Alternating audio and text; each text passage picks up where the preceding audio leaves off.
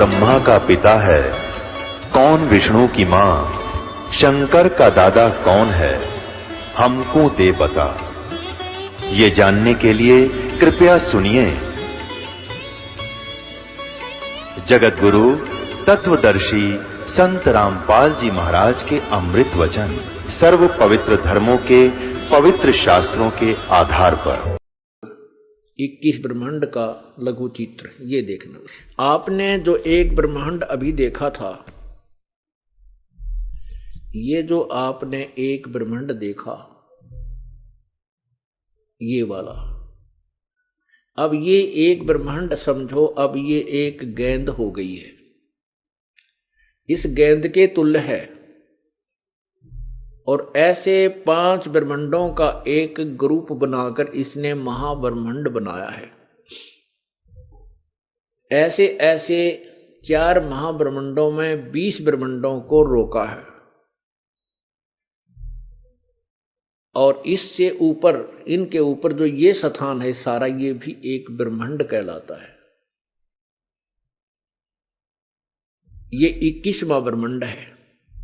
यहां पर इसने एक और चाल चली है, यहां पर भी एक नकली सतलोक, 21वें ब्रह्मांड में भी ऐसे रचना की है। नकली सतलोक, नकली अलकलोक, नकली अगमलोक, नकली अनामी लोक बनाया है। और इधर 12 अचिंत भक्तों का निवास स्थान है। ये जो अच्छे पुण्यकर्मी प्राणी होते हैं, इनको यहाँ रखता है। यहाँ से फिर इनको नकली गुरु बनाकर ये काल पृथ्वी पर भेजता है, जो जीवों को भ्रमित करते हैं। इनकी कमाई अच्छी होती है, ये आजीवन इनके वचन में शक्ति रहती है और अपनी कमाई को नष्ट करते रहते हैं। ये सामने ये तपतशिला है, यहाँ पर काल अब स्वयं रहता है। यहाँ पर एक तपतशिला है जिसके ऊपर 1 लाख प्राणियों को ये नित भून कर खाता है। ये 21 ब्रह्मांड है। और ये देखना असंख्य ब्रह्मांड। आपने जो 21 ब्रह्मांड देखे, ये अब ये स्थिति समझो ये आ गई है, ये वाली, ये काल के 21 ब्रह्मांड है, ये वाले।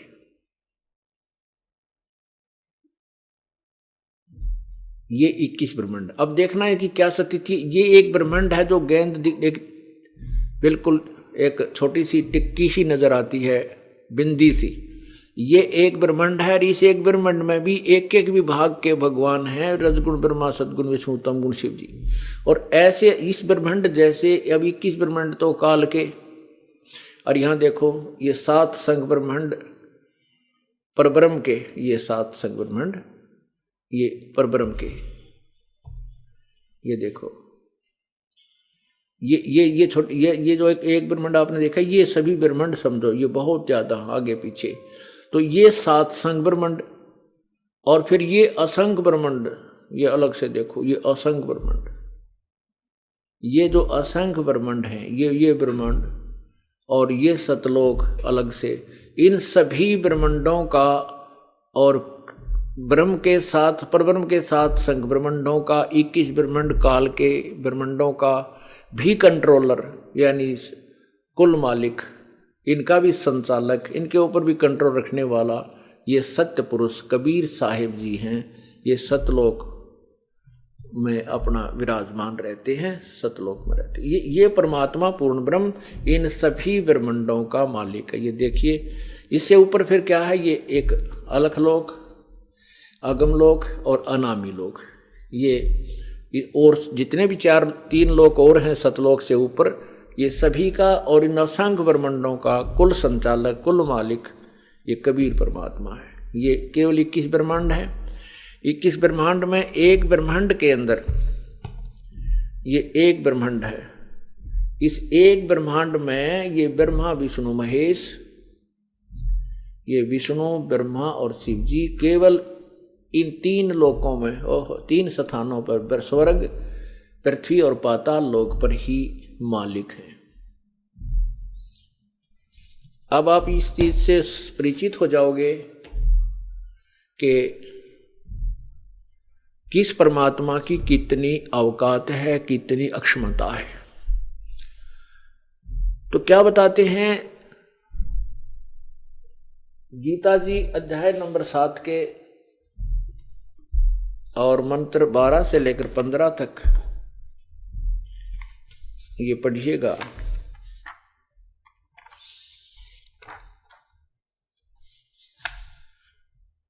श्रीमद् भगवत गीता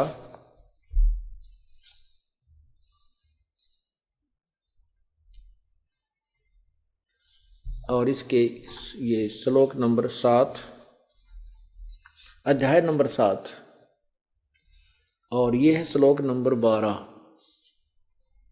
इसमें क्या लिखा है कि और भी जो सतगुण से उत्पन्न होने वाले भाव हैं और जो रजगुण से तथा तमगुण से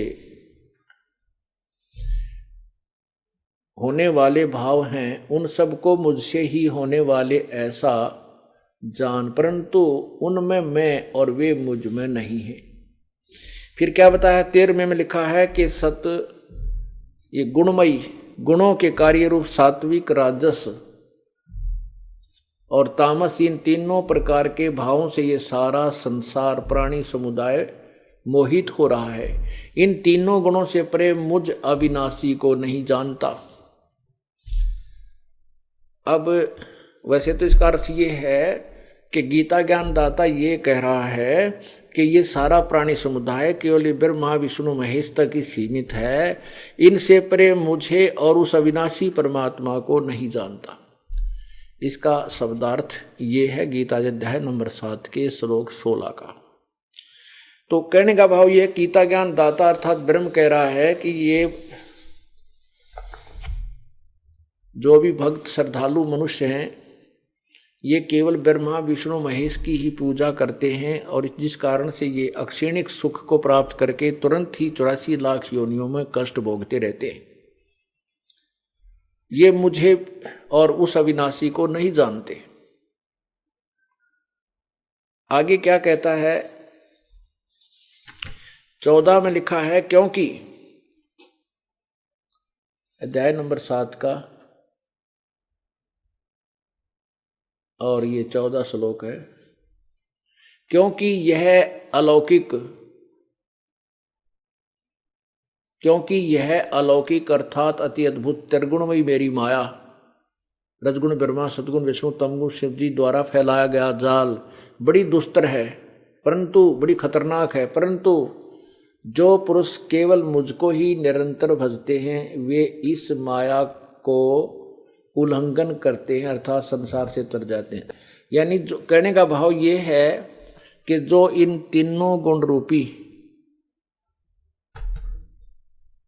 कहने का भाव ये है कि ये तीनों गुणों की जो पूजा करते रहते हैं, और जो इनसे ऊपर अगर मेरी जो पूजा करते हैं, जो वेदों अनुसार साधना करते हैं, वो इन तीनों गुणों से ऊपर उठ जाते हैं। अब देखो गीता जी अध्याय नंबर 7 के श्लोक नंबर 12 से लेकर के लास्ट तक 24-25 तक और 29 में 30 तक बिल्कुल स्पष्ट किया है, और 8वें अध्याय में फिर स्पष्ट किया है कि मेरे से अतिरिक्त जो परमात्मा है वही पूर्ण मोक्षदायक है। तो इसमें क्या बता रहे हैं कि इन तीनों गुणों से ऊपर जो मुझे भजते हैं तो इनसे ऊपर उठ जाते हैं।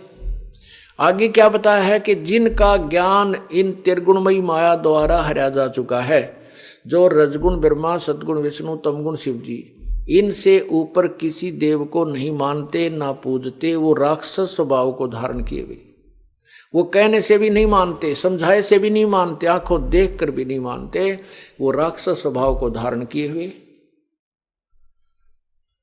दूषित कर्म करने वाले मूर्ख नीच, राक्षस स्वभाव को धारण किए हुए मूर्ख, दूषित करने वाले ये मनुष्यों में नीच, ये मुझको भी नहीं बचते। कहते ये ब्रह्म तक की भी साधना ना करते, नीचे के देवताओं में उलझे रहते हैं, तीनों गुणों तक ब्रह्मा विष्णु महेश तक इस पूजा में लगे रहते हैं।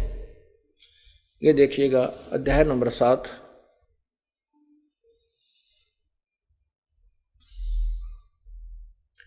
और ये मंत्र 15।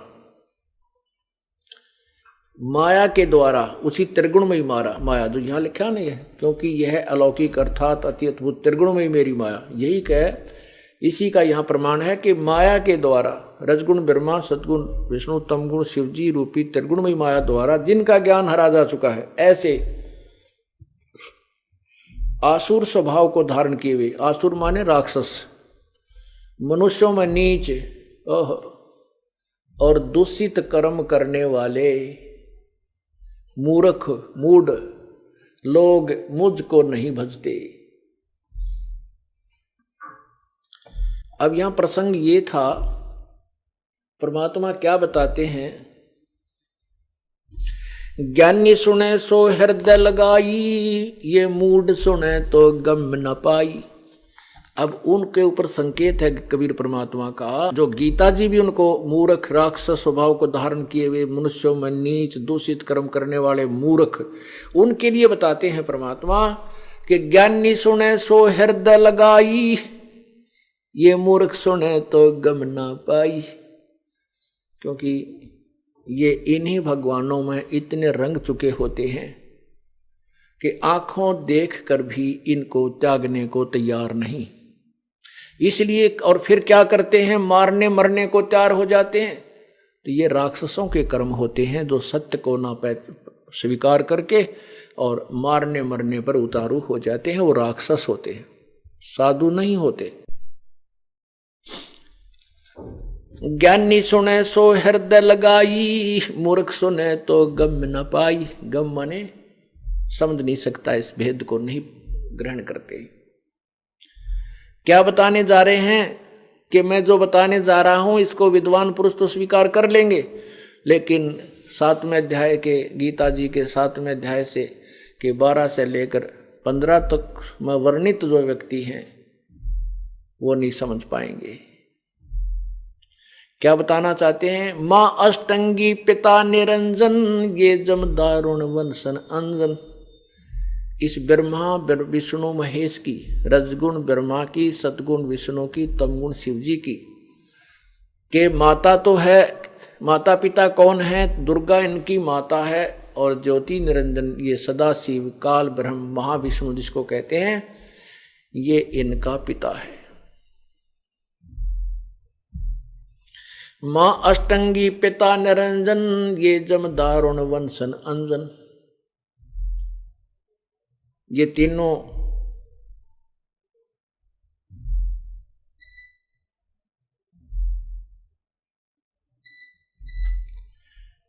तीनों जो है, इनके माता तो अष्टंगी यानी दुर्गा है और पिता ज्योति निरंजन है। और ये दारुण माने दुस्तर, ये खतरनाक इन्हीं के वंश हैं। रजगुण ब्रह्मा, सतगुण विष्णु, तमगुण शिव जी, ये दुर्गा और विष्णु के, दुर्गा और शिव के ही, इसके ज्योति निरंजन अर्थात ब्रह्म के ही वंश हैं, इन्हीं के पुत्र हैं। ये खतरनाक है और वही गीता जी बता रही है।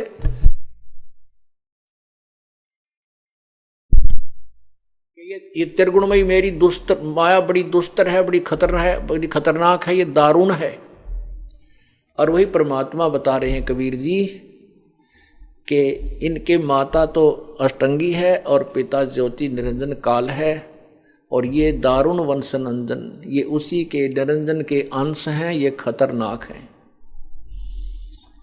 पहले कीन निरंजन राई, पीछे से माया उपजाई।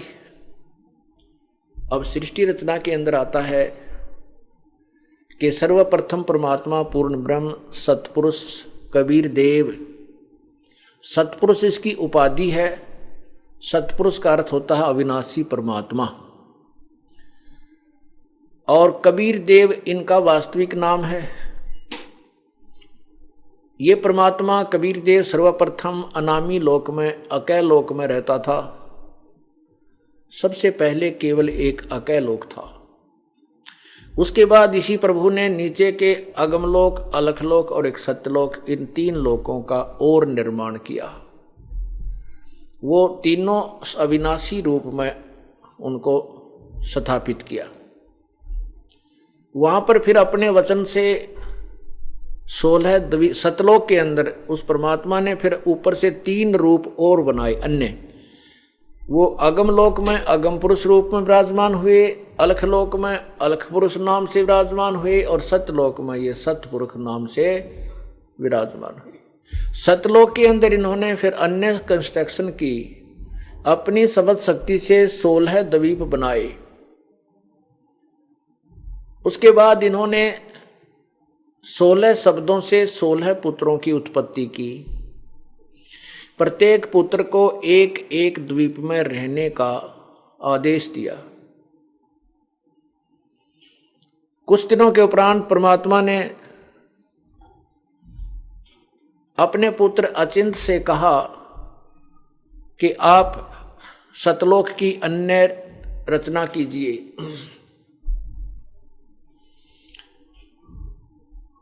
तब अचिंत ने अपने शब्द शक्ति से इस अक्षर पुरुष अर्थात परब्रह्म की उत्पत्ति की। परब्रह्म जो है ये एक सतलोक में रचे हुए बनाए हुए प्रभु के द्वारा ही एक फिर बाद में सरोवर उत्पन्न किया। उस सरोवर में जाकर के, अमृत सरोवर में जाकर के स्नान करने गया, वहां जाकर के सो गया, विश्राम किया। सतलोक में श्वासों से शरीर नहीं है, इसलिए वहां अविनाशी प्राणी रहते हैं, अविनाशी हंस रहते हैं। बहुत समय तक बाहर नहीं आया, तब पूर्ण परमात्मा ने उसी जल से एक अंडा बनाया अपनी शब्द शक्ति से। उस अंडे में एक आत्मा प्रवेश की, जिस कारण से वो अंडा फिर जल में छोड़ा, गड़गड़ गड़गड़ करता हुआ वो अंडा नीचे गया। उसकी गड़गड़ाहट की आवाज से, शोर से उस परब्रह्म अर्थात अक्षर पुरुष की निंद्रा भंग हो गई।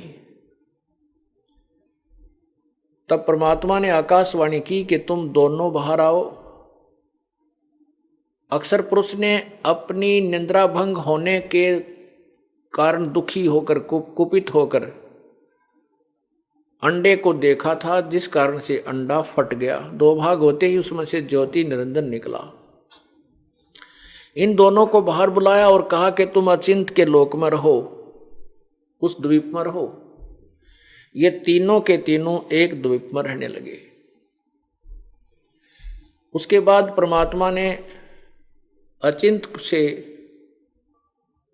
आगे सृष्टि करने की शक्ति वापस ली और स्वयं हम हंस आत्माओं की अपने वचन से, अपने ही शरीर से सबकी उत्पत्ति की। वह हमारा मानव सदृश शरीर है, वह हमारा मानव सदृश शरीर था, और शेष जो वहां पर रह रहे हैं उनका भी मानव सदृश शरीर है। उनका शरीर असनाविरम अकायम शुक्रम अकायम, वो बिना स्नायवी का, बिना नाड़ी नूड़ी का बना हुआ है। और वहां हमारे शरीर का जो चमक है, नूर है, जो शोभा है, वो 16 सूर्य जितने, प्रकाश जितनी है, इतनी चमक है हमारे शरीर। उस वहाँ के रहने वाले जो आत्माएं हैं, जो हंस हैं, जो वहाँ रहते हैं, उनकी इतनी। तो हमारी भी ऐसे ही हमारा शरीर था। कुछ समय उपरांत इस ज्योति निरंजन, इस निरंजन ने सोचा कि मैं अलग से स्थान प्राप्त करूं।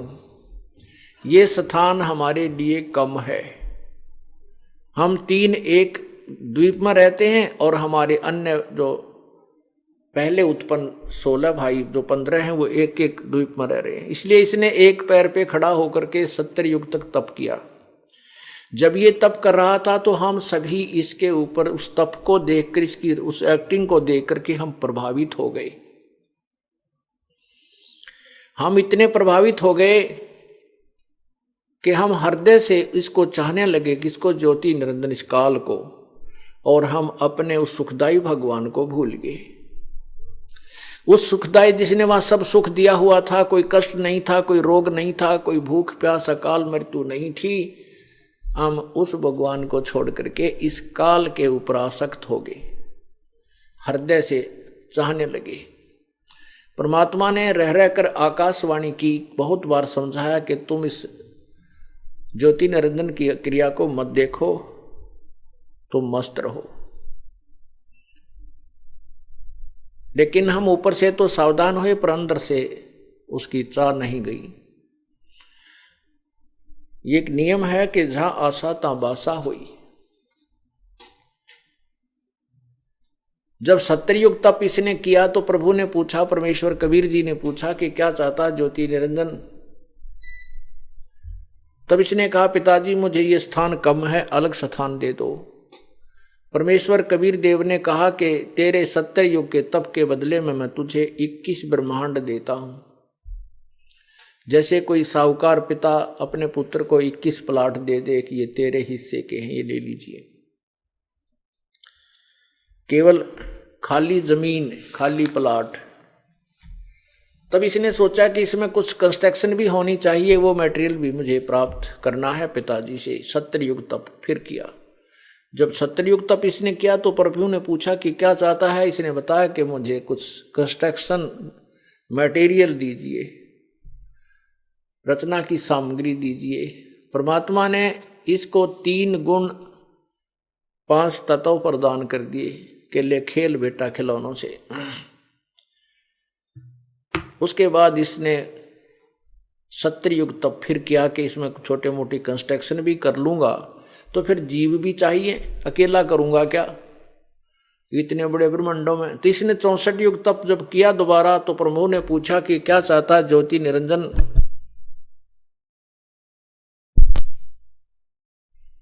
तूने जो मांगा था वो मैंने दे दिया है, अब और क्या चाहता है। तब इसने कहा कि प्रभु मुझे कुछ आत्मा दे दो, मेरा अकेले का दिल नहीं लग रहा।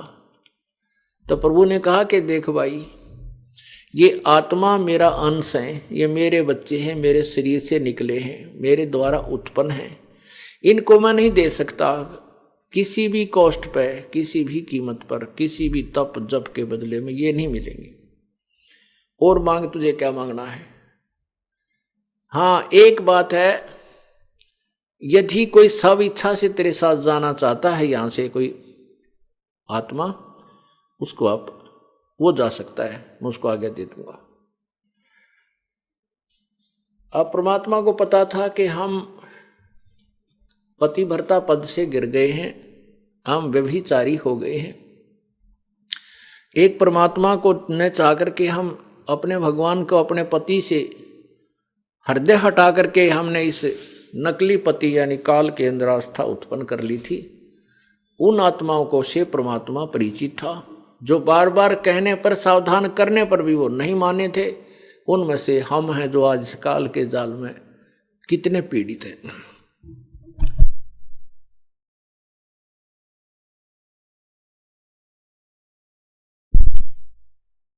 वही सजा हमें यहां मिली हुई है। ये ज्योति निरंजन हमारे पास आया, और जो ही ये हमारे पास आया तो हम चारों तरफ इसके झूम गए और बहुत ही इच्छा से निकट जाकर के इसको देखने लगे। और यही प्रक्रिया, यही नेचर, यही स्वभाव यहां हमारे अंदर विद्यमान है, प्रत्यक्ष प्रमाण है।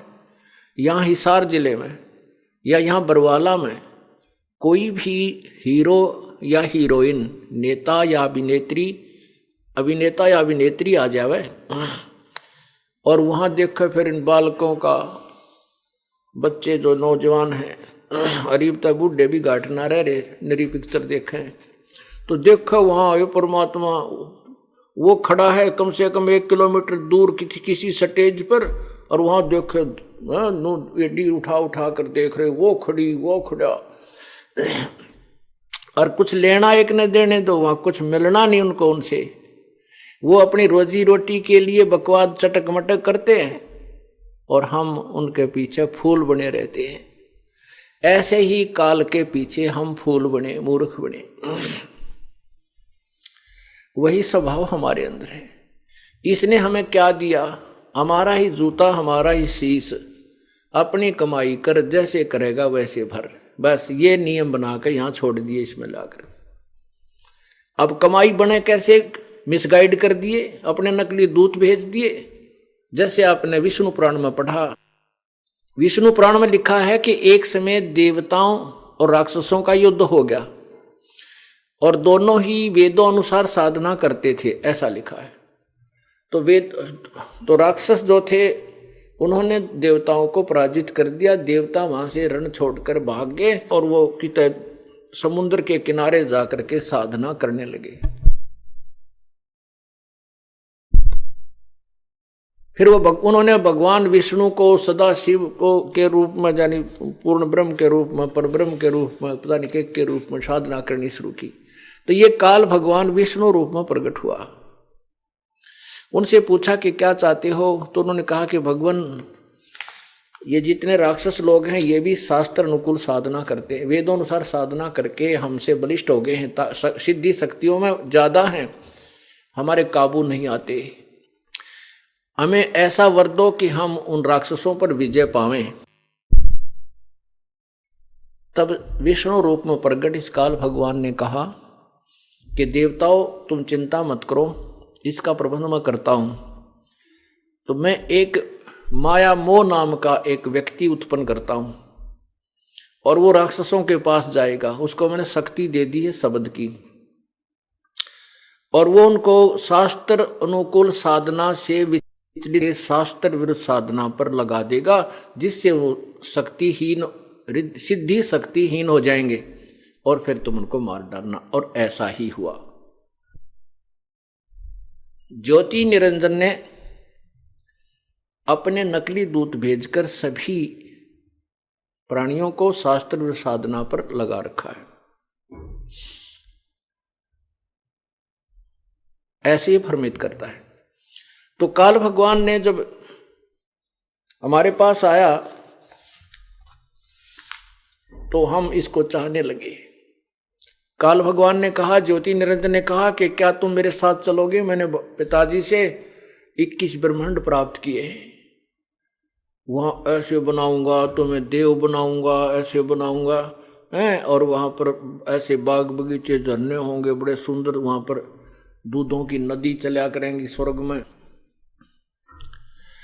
हम सभी आत्माएं जो यहाँ फंसी हैं काल के जाल में, हमने कहा कि यदि हमें पिताजी आज्ञा दे देंगे हम आपके साथ चलने को तैयार हैं। ज्योति निरंजन ने फिर प्रार्थना की कि हे प्रभु, कुछ आत्माएं मेरे साथ जाने को तैयार हैं, आपकी आज्ञा की प्रतीक्षा है। परमात्मा ने कहा कि भी मेरे सामने वो स्वीकृति दें तो मैं उनको तेरे साथ भेज दूंगा। पूर्ण परमात्मा और ज्योति निरंजन हमारे पास आए। प्रभु ने हमसे पूछा, पूर्ण परमात्मा सतपुरुष कबीर देव ने पूछा कि कौन कौन आत्मा है जो इसके साथ जाना चाहता है, अपनी स्वीकृति प्रदान करें। अब परमात्मा से तो हम कह रहे थे कि हम नहीं चाहते इसको, हम सावधान हो जाते थे, अंदर से चाह रहे थे, अब कैसे बोले, शर्म के मारे नीची गर्दन कर ली। कोई नहीं बोला, बहुत समय तक वहां सन्नाटा छा रहा। तो प्रभु ने कहा कि ज्योति निरंजन, तू तो कह रहा था कि बहुत सी आत्मा मेरे साथ जाने को तैयार हैं, ये कोई भी नहीं बोल रहा है। तो उसी समय एक आत्मा ने हिम्मत किया, हौसला किया, खड़ा हुआ और खड़ा होकर के कहा कि मैं इनके साथ, ज्योति निरंजन के साथ जाना चाहता हूं। उसके खड़ा होते फिर शर्म सी टूट गई। हमने सोची कदे ये अकेला ही वहां कुछ लूटना जा, सारे लूटना, सारे सुख को, आनंद को, और तुम पीछे रह जाओ। फिर हम सभी ने खड़ा होकर के दोनों हाथ ऊपर कर दिए। परमात्मा ने कहा ठीक है भाई, जितनी भी आत्मा तेरे साथ जाना चाहती हैं इनको मैंने अपने कंप्यूटर में फीड कर लिया, अर्थात इनसे मैं परिचित हो गया हूं कि ये तेरे साथ जाना चाहते हैं, तो मैं इनको तेरे पास भेज दूंगा। ऐसे तो लाबड़दा ठीक नहीं लगेगा, मैं अपनी विधि से भेजूंगा। और जाइए, काल अपने 21 ब्रह्मांडों में जो ये सतलोक में ही थे वहीं आ गया। उधर से परमात्मा ने, जिस आत्मा ने सबसे पहले स्वीकृति दी थी काल के साथ आने की, उसका लड़की बना दिया, युवा लड़की, माया का शरीर उसके ऊपर चढ़ा दिया, कवर। लेकिन परमात्मा ने उसको प्रजनन इंद्रिय नहीं लगाई थी, काल की अंतिम नीचता देखने के लिए। बाकी पूर्ण रूप से युवा लड़की बनाई और उसके अंदर शब्द शक्ति से सभी आत्माओं को प्रवेश कर दिया और उससे कहा कि बेटी मैंने तेरे को शब्द शक्ति प्रदान कर दी है और सभी आत्माएं जो उसके साथ जाना चाहती थी निरंजन ज्योति निरंजन के साथ, वो तेरे अंदर प्रवेश करती हैं और आप वचन से जितो भी बोलोगे उतने ही नर और मादा उत्पन्न हो जाएंगे।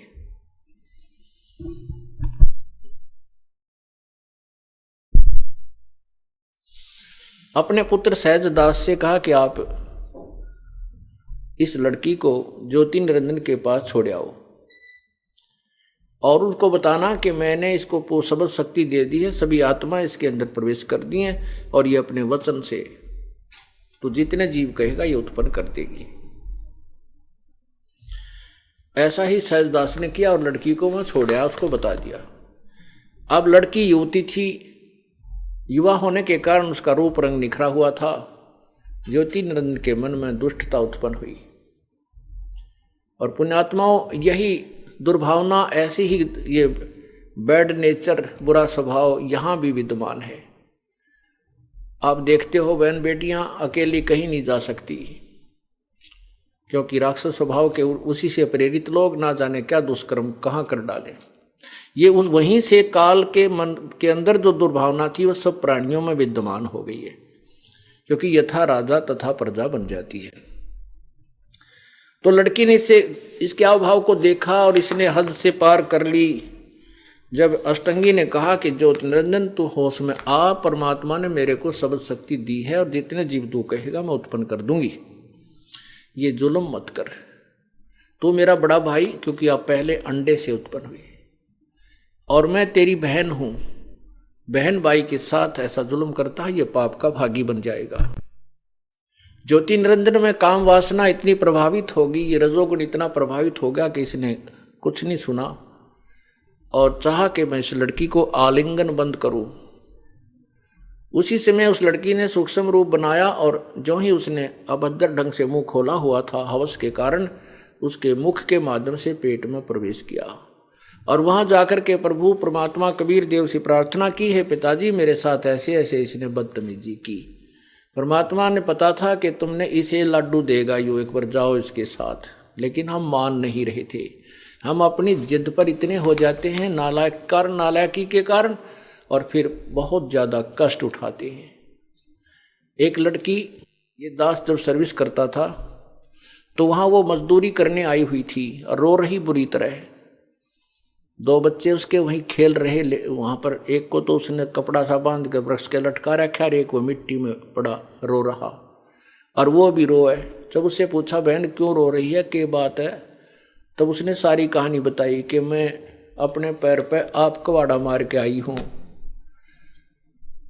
कारण बताया कि मैं एक अच्छे घर की लड़की थी और जो मेरा पति है वो वहां सर्वेंट था, नौकरी करता था और हम फिल्म देखा करते। फिल्म में कोई किसी तो ब्याह करवा ले है, कोई किसी तो बस प्रेम कर लेते हैं। तो वो देख करके मैं भी प्रेरित होगी, नादान बुद्धि थी और मैंने इसके साथ शादी कर ली। मेरे पिताजी बहुत नटे, आखिरी सांस तक उसने यहाँ तक भी कह दिया, हमारे माता पिता ने सारी कुछ समझाई, बेटी तो बहुत दुख पाओगी, तो भावनावश बह रही है इस नालायक के कारण, तेरा ब्याह करना हम कर देंगे कि तो अच्छी तरह करेंगे बेटा, शादी करवानी है तो हम कौन से नहीं करेंगे।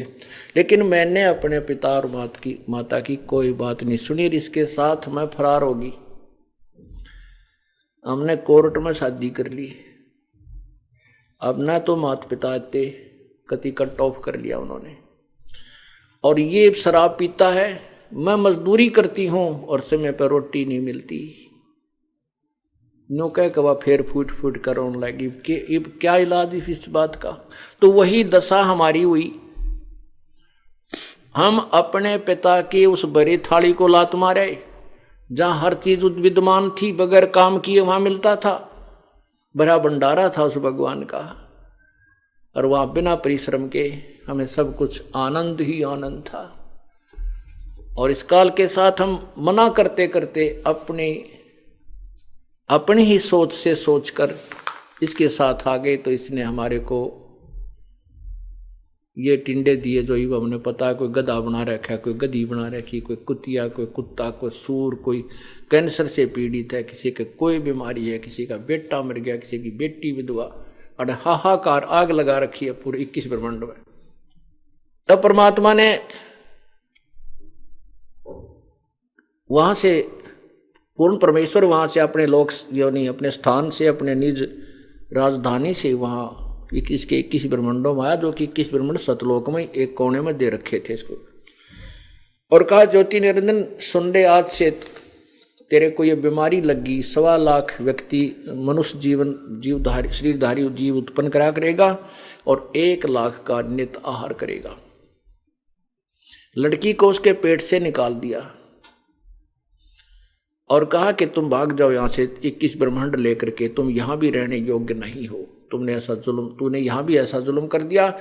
और लड़की ने से कहा कि तुमने जो अपने पैर पे कुहाड़ा मारा, इसका दंड भोगो, जाई बाग। अभी क्या, अभी तो इसका जो है ना स्टार्ट है, ये तेरे साथ जो जुल्म किया है तो इसका स्टार्ट है, अभी तो इस जुल्म का सूर्य उदय हो रहा है, आगे देखना क्या करेगा।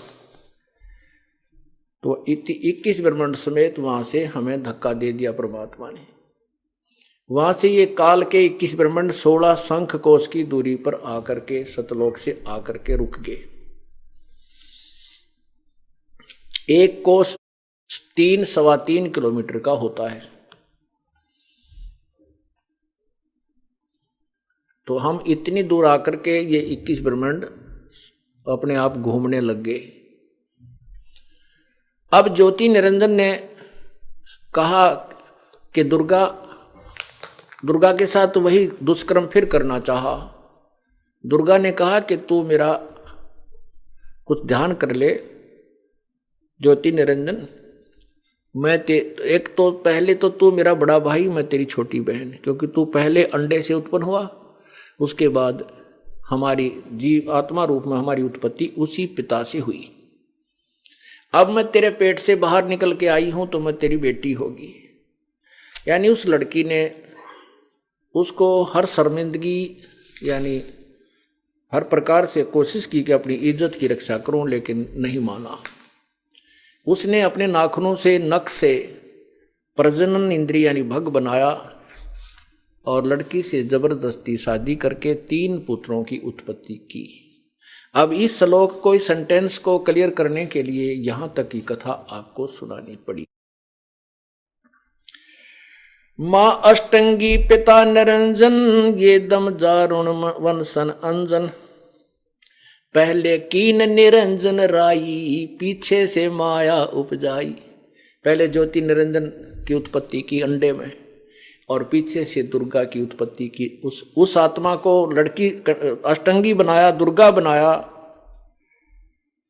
जिसने सर्वप्रथम इस काल के साथ आने की सहमति व्यक्त की थी।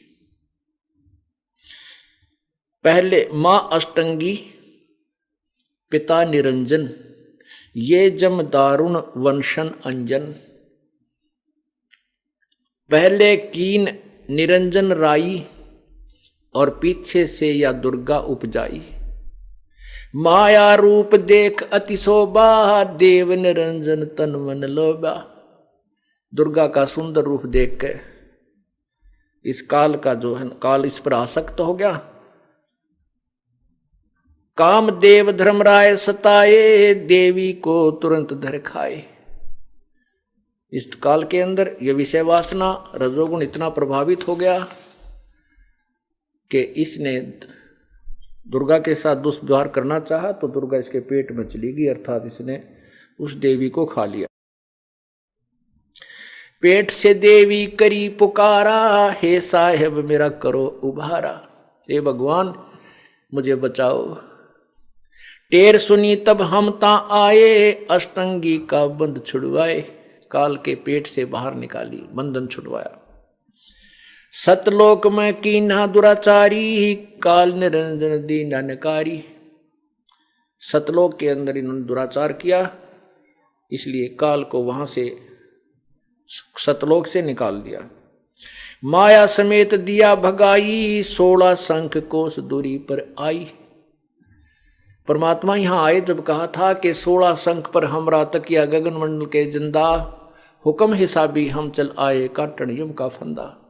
16 शंख पर हमरा तकिया, तकिया माने हमारा स्थान, सर्वोच्च स्थान। तकिया सिरहाने लगाते हैं ना हम, इसलिए तकिया।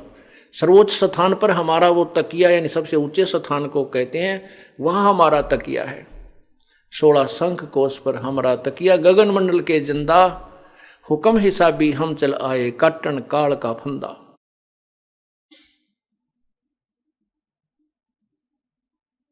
माया समेत दिया भगाई, 16 शंख कोस दूरी पर आए। अष्टंगी और काल अब दोई ही, बंद कर्म से गए बिगोई। अब ये काल और दुर्गा जिन दोनों ने बुरा काम किया, क्यों हमने बुरा किया, अपने भगवान अपने पति भर्ता पद से गिरे। हमने तो ये मंद कर्म किया कि हम अपने पति भर्ता पद से गिर के काल पर आसक्त हुए। और दुर्गा ने और कमाल किया कि पिता के सामने भी हिम्मत की सर्वप्रथम, उसके बाद फिर हम भी डूब गए। डूब तो रहे थे, एक के कुएं में गिरने की इंतजार देखा थे, बेड की तरह सारे छलांग लगा गए। तो क्या कहते हैं, माया समेत दिया भगाई, अष्टंगी और काल अब दोई, मंद कर्म से गए बिगोई। बिगोई माने विनाश को प्राप्त हुए, बर्बाद हुए, कष्ट को प्राप्त हुए। धर्मराय को हिकमत कीना, नखरेखा से भग कर लीना। पुण्यात्मा, इस काल को धर्मराय भी कहा जाता है कि यहाँ का यो न्यायाधीश भी है। और न्याय नाम की चीज नहीं कहीं पर भी 21 ब्रह्मांड में। निरंजन धन तेरा दरबार, जहां तनिक नी न्याय विचार, और न्यायाधीश कहलाता है। इसलिए धर्मराय कहा है। धर्मराय माने धर्म, जैसे न्यायाधीश को धर्मराज यानी धर्मराय, ऐसे न्यायाधीश की सर्वोच्च न्यायाधीश भी यही है। धर्मराय को हिकमत कीना, ऐसी क्रिया की कि नख रेखा से भग कर लीना, अपने नाखनों से स्त्री प्रजनन इंद्री बना ली। धर्मराय की ने भोग विलासा, माया को रही तब आशा। दुर्गा प्रेग्नेंट हो गई। 3 पुत्र अष्टंगी जाए, ब्रह्मा विष्णु शिव नाम धराए। 3 पुत्र इस दुर्गा ने उत्पन्न किए और इनके ब्रह्मा विष्णु और शिव जी नाम रखे गए। 3 देव विस्तार चलावे, इनमें यो जग धोखा खावे। ये तीनों देव इस काल के, तीनों देवता रजगुण ब्रह्मा सतगुण विष्णु तमगुण शिव जी, इस काल के विस्तार को इनको चला रहे हैं। इसकी सतिथि, ये उत्पत्ति सतिथि और संहार, ये व्यवस्था इसकी बनाए हुए हैं। और इन्हीं के अंदर, इन्हीं की पूजाओं में ये संसार धोखा खा रहा है, इन्हीं को भगवान मान रहा है। पुरुष गम कैसे कोई पावे, काल निरंजन जग फरमावे। पुरुष माने परमात्मा, पूर्ण भगवान की महिमा, गम्य माने जानकारी कैसे प्राप्त कर सकता है प्राणी, क्योंकि ये काल भगवान सबको भ्रमित कर रहा है, मिसगाइड कर रहा है। अपने झूठे संत ऋषि महर्षि भेज कर वो अज्ञानियों से और अज्ञान प्रचार करा देता है, भ्रमित करा देता है, दिशा से दूर कर देता है। 3 लोक अपने सुत दीना, सुन निरंजन बासा लीना। 3 पुत्र, 3 लोक। अब जैसे ये पृथ्वी लोक, पाताल लोक और ऊपर स्वर्ग लोक, ये तीनों अपने पुत्रों को दे दिया, जहां इसकी आहार तैयार होता है। और सुन ऊपर, सबसे ऊपर वोकम, सुन माने जहां कोई नहीं स्थान, निर्जन, केवल यही रहता वहां पर। वहां सुन शिखर में धर्म अन्यायी, जिन शक्ति डायण मैल पठाई। ये काल स्वयं वहां रहता है, नीचे दुर्गा को भेजकर फिर यहां का कंट्रोल वही करवाता है। 3 लोग अपने सुत दीना, सुन निरंजन बासा कीना। अपने पुत्रों को देकर के तीनों लोगों को स्वयं ये ऊपर रहता है। जैसे गीता जी के 7वें अध्याय के 12वें श्लोक में कहा कि इन तीनों गुणों से जो हो रहा है वो मैं ही उसका निमित्त हूं, मैं इनमें नहीं, ये मुझ में नहीं। अलख निरंजन सुन ठिकाना, ब्रह्मा विष्णु शिव भेद न जाना। होय होय। आपने देवी पुराण में पढ़ा कि विष्णु जी समाधि लगा रहे हैं 12,000 वर्ष तक समाधि लगाई। और शिव विष्णु पुराण में भी लिखा है कि भगवान विष्णु ने 12,000 वर्ष तक समाधि लगाई लेकिन भगवान नहीं मिला। तो ये तीनों देवताओं ने भी अपने पिताजी के दर्शन करने का प्रयत्न किया, अपनी जो वेदों वर्णित विधि से कोशिश की, परंतु ये काल भगवान को भी नहीं प्राप्त कर सके, क्योंकि वेदों में वर्णित विधि से परमात्मा प्राप्ति नहीं हो सकती। उससे सिद्धियां आ जाती हैं, स्वर्ग महास्वर्ग आदि की प्राप्ति हो सकती है, देवपद प्राप्त हो सकता है, जन्म मृत्यु समाप्त नहीं हो सकता और परमात्मा के दर्शन साक्षात्कार नहीं कर सकता। श्रीमद् भगवत गीता जी अध्याय नंबर 11 के श्लोक 47-48 में कहा कि मैंने जो ये विराट रूप दिखाया है ये मेरा वास्तविक रूप है, ये मेरा काल रूप है, और इस मेरी प्राप्ति अर्थात मेरे इस रूप के दर्शन उसकी प्राप्ति न वेदों में वर्णित विधि से, न किसी क्रिया से, न जप से, न तप से किसी प्रकार भी नहीं हो सकती। इति सिद्धम, वेदों में वर्णित विधि से भी मुझे यानी परमात्मा प्राप्ति नहीं है। इन्होंने वेदों का ओम मंत्र और काल के द्वारा प्रेरित किया गया तपो तपो तप करो ये भ्रमित ज्ञान दोनों को मिलाकर के साधनाएं शुरू की। इनमें सिद्धियां आ गई, जैसे लोक रचन एक सिद्धि है, वो ब्रह्मा को दीन एक ब्रह्मा को देती मनुष्यों के शरीर रचान की यानी प्रेरणा करने की, ये रजोगुण प्रधान इसको कर दिया। तो ये सिद्धियां प्राप्त हो जाती हैं, प्रभु प्राप्ति नहीं होती। तो इस प्रकार शिव जी ने भी काफी वर्षों तक साधना की, ब्रह्मा ने भी साधना की, भगवान नहीं मिला। आखिर में इन्होंने अपनी ही सोच थूरी बना दी कि परमात्मा निराकार है, उसका कोई आकार नहीं, और वेदों में लिखे ज्ञान से सिर्फ ये कह दिया कि उसका प्रकाश देखा जा सकता है। अरे भगवान बिना प्रकाश कैसा, जैसे कोई कहे सूर्य निराकार है, सूर्य का प्रकाश ही देखा जा सकता है, सूर्य तो है ही नहीं, वो दिखाई देता ही नहीं, तो वो ब्लाइंड है, उनको ज्ञान वाली आंखें नहीं हैं, वो अंधे हैं, जो रॉन्ग स्टेटमेंट बता रहे हैं। सुनी सुनाई वो भी अंधों से ही सुनी हुई। यदि आंखों वाला बताता, तत्वदर्शी संत बताता, तो ये नहीं कहता कि परमात्मा का प्रकाश ही देखा जा सकता है, परमात्मा निराकार है। नहीं, सूर्य के बिना प्रकाश किस चीज का हो सकता है? किसी का नहीं। जो प्रकाश, जैसे हम शेड में बैठे हैं, हमें बाहर प्रकाश नजर आ रहा है, अब हम कहें कि प्रकाश दिखाई देता है सूर्य का, लेकिन सूर्य निराकार है, वो दिखती ही नहीं, क्या ये स्टेटमेंट ठीक हो सकती है? ये तो सही है कि प्रकाश दिखाई दे रहा है, लेकिन है किसका? वो सूर्य का ही है, तो शेड से बाहर नजर आ रहा है, शेड के अंदर भी चमक रहा है, रिफ्लेक्शन होकर आ रहा है। तो इस प्रकार इन अज्ञानी ऋषियों ने, महर्षियों ने परमात्मा की परिभाषा को ही बदल डाला, अपनी सोच के अपने ही जो अनुभव के शास्त्र बना डाले। तो हम जो अनुयायी थे, श्रद्धालु थे, उन्होंने वेद और गीता को पढ़ने की, जानने की चेष्टा नहीं की, उनके द्वारा दी गए अपने अनुभव को ही फाइनल मानकर आश्रित हो गए। ये काल जो है सब जीवों को भ्रमित कर रहा है। तीन देव जो उसको झावे, निरंजन का वो पार न पावे। और तो कौन ढूंढ पा सकता है? ब्रह्मा विष्णु में इसको नहीं मिला। वो अलख निरंजन बड़ा बटपारा, तीन लोक जीव कीन आहारा। बटपार माने ठग, धोखेबाज। ये ज्योति निरंजन, अलख निरंजन जिसको कहते हो, जो दिखता को ना, अलख माने जो दिखाई नहीं दे, निराकार जिसे तुम निराकार निरंजन कहते हो, अलख निरंजन कहते हो, वो बड़ा ठग है और तीन लोक के जीवों को वो खा रहा है। अलख निरंजन बड़ा बटपारा, तीन लोक जीव करत आहारा। ब्रह्मा विष्णु शिव नहीं बचाए, सकल खाए पुन धूर उड़ाए। ब्रह्मा विष्णु महेश को भी नहीं बख्शता, इनको भी खाता है। ओए होए, इनको भी खाता है। जैसे ब्रह्मा जी की आयु, रजगुण ब्रह्मा की आयु है कि 1008 चतुर्युग का दिन और इतनी ही रात्रि।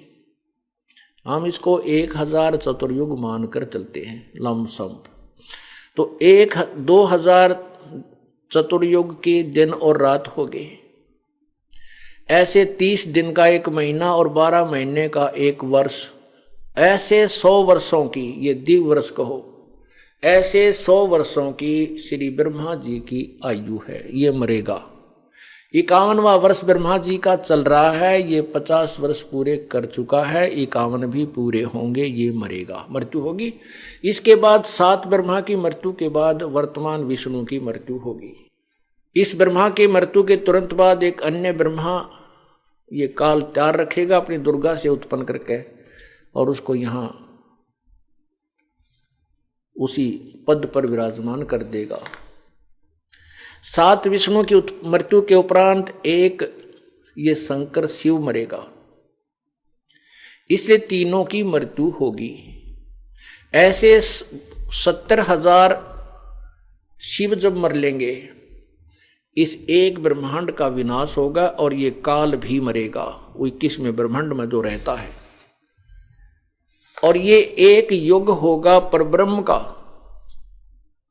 ऐसे 1000 युग, ऐसे 1000 युग का परब्रह्म का दिन, इतनी ही रात्रि होगी। और ऐसे ही 30 दिन रात का एक महीना, 12 महीने का एक वर्ष और 100 वर्ष की उस परब्रह्म की आयु है, उसकी भी मृत्यु होगी। पूर्ण परमात्मा सतपुरुष अजरो अमर है।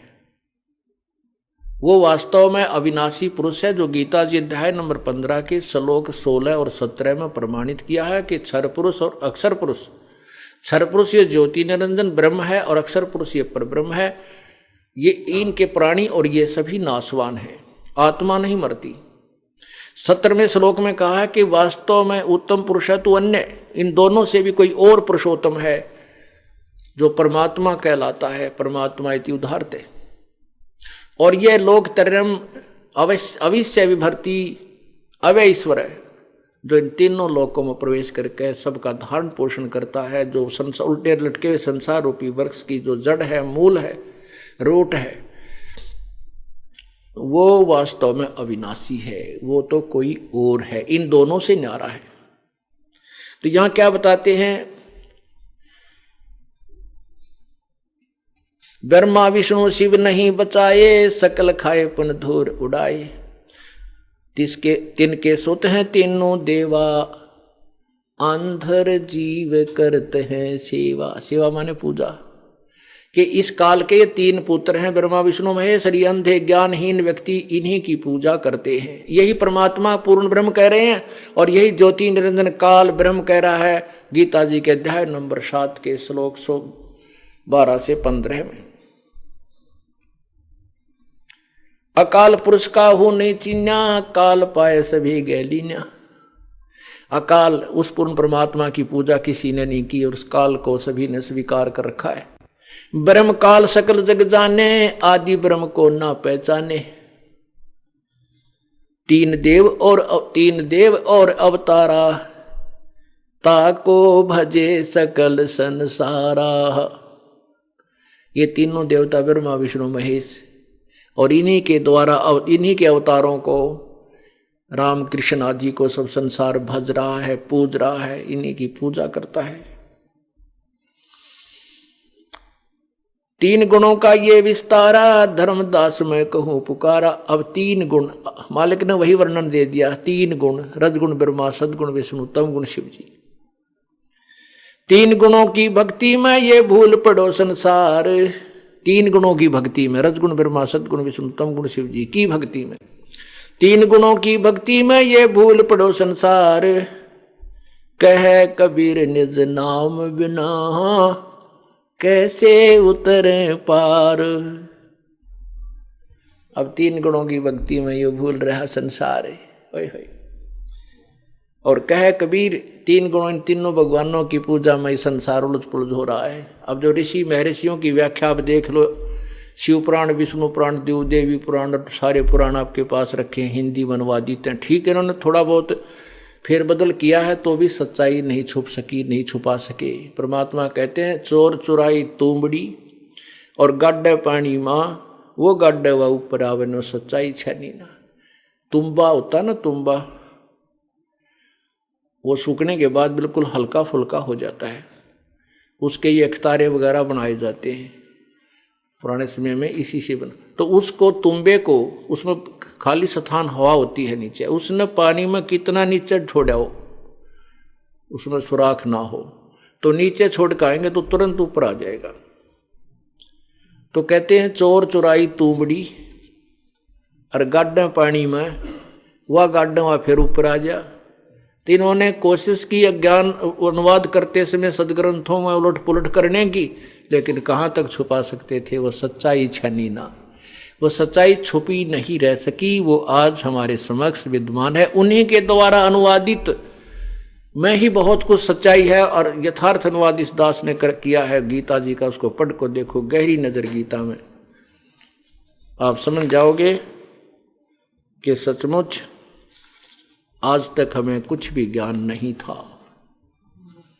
हम भक्ति भी कर रहे थे, वो शास्त्र विरुद्ध थी। गीता जी अध्याय नंबर 16 के मंत्र 23 में कहा कि शास्त्र विधि को त्याग कर जो मनमानी पूजाएं करते हैं, आचरण करते हैं, उनको कोई लाभ नहीं होता, ना सिद्धि होती, ना सुख होता, ना उनकी गति होती। और तीन ही वस्तु के लिए हम परमात्मा की साधना उपासना किया करते हैं। सत सही